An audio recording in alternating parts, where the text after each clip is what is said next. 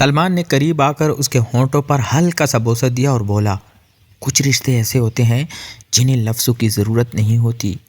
اس لمحے دونوں نے ایک دوسرے کے ساتھ کہانی خاموش رشتہ۔ گاؤں چک نور کی خاموش صبح میں جب ہلکی دھند کھیتوں پر پھیلی ہوئی تھی، 20 سالہ احمد اپنے کچے گھر کے باہر چارپائی پہ بیٹھا دور پگڈنڈیوں کو تک رہا تھا، جہاں سے ہر روز 35 سالہ سلمان گزرتا تھا۔ سلمان جو شہر کی تھکن اور زندگی کے زخم اپنے ساتھ لیے واپس گاؤں آیا تھا، مگر اس کی آنکھوں میں ایک عجیب سا سکون اور لہجے میں نرمی تھی۔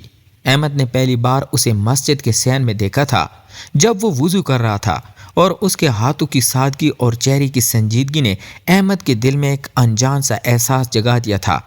وقت کے ساتھ دونوں کے درمیان بات چیت شروع ہوئی، پہلے سلام دعا، پھر کھیتوں میں ساتھ کام، اور پھر شام کے وقت نہر کے کنارے لمبی خاموش بیٹھکیں جہاں لفظ کم اور احساس زیادہ ہوتے تھے۔ احمد کو محسوس ہونے لگا کہ سلمان کے قریب بیٹھ کر اس کے دل کی بے چینی کم ہو جاتی ہے، جیسے برسوں کی تنہائی کو کوئی سہارا بن گیا ہو، جبکہ سلمان بھی احمد کی معصوم باتوں اور سادہ مسکراہٹ میں ایک ایسا سکون ڈھونڈنے لگا تھا جو اسے شہر کی بھیڑ میں کبھی نہیں ملا۔ دونوں کے درمیان یہ رشتہ نہ کسی نام کا محتاج تھا، نہ کسی وضاحت کا، بس ایک خاموش سا تعلق تھا جو دن بدن گہرا ہوتا جا رہا تھا۔ مگر گاؤں کی نظریں تیز تھی اور باتیں آہستہ آہستہ جنم لینے لگی تھی۔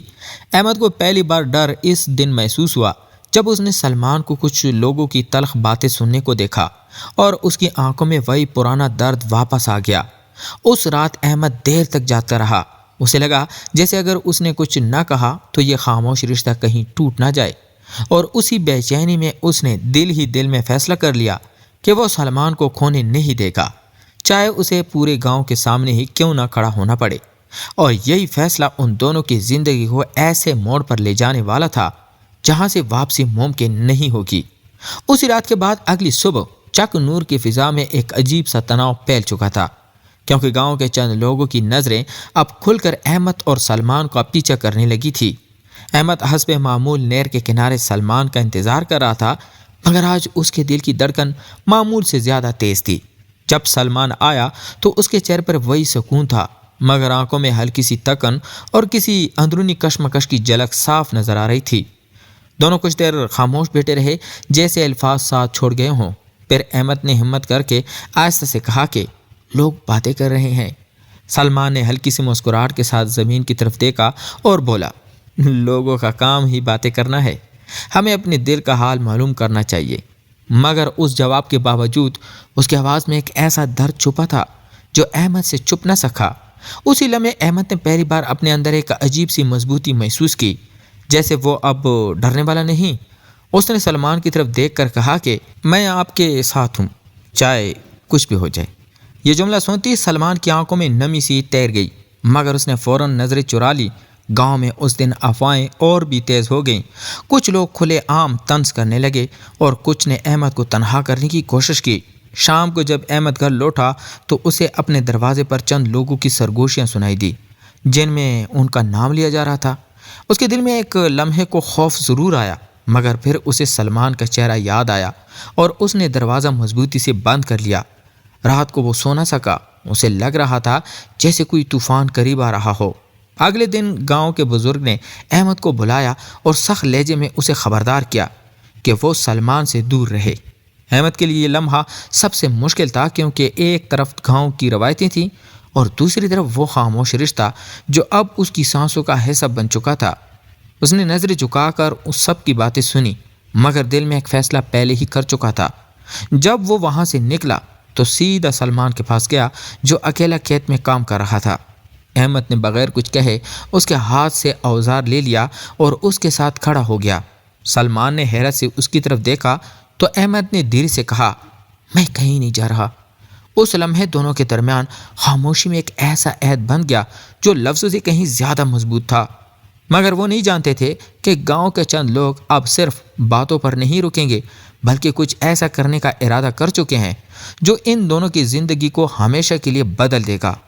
گاؤں چکنور کی اس دوپہر میں جب دھوپ نرم ہو چکی تھی اور ہوا میں گنے کے کھیتوں کی میٹھی خوشبو گھولی ہوئی تھی، احمد نے سلمان کو اشارہ کیا اور دونوں خاموشی سے پگڈنڈی چھوڑ کر گنوں کے گنے کھیتوں کی طرف بڑھ گئے۔ جہاں باہر کی دنیا کی نظریں ان تک نہیں پہنچ سکتی تھی۔ اونچے اونچے گنے ایسے کھڑے تھے جیسے کسی راز کی حفاظت کر رہے ہوں۔ اندر پہنچ کر احمد نے ایک گہری سانس لی اور آہستہ سے کہا، یہاں کوئی نہیں دیکھے گا۔ سلمان نے اس کی طرف دیکھا تو اس کی آنکھوں میں ایک عجیب سی نرمی اور اپنیت تھی۔ دونوں کچھ لمحے ایک دوسرے کے لیے قریب خاموش کھڑے رہے، جیسے دل کی باتیں الفاظ کے بغیر ہی ایک دوسرے تک پہنچ رہی ہوں۔ پھر احمد نے ہلکے سے سلمان کا ہاتھ تھام لیا۔ اس چھوٹے سے لمس میں ایک پوری کہانی چھپی ہوئی تھی، تنہائی، سہارا اور وہ خاموش محبت جو دونوں کے دلوں میں پل رہی تھی۔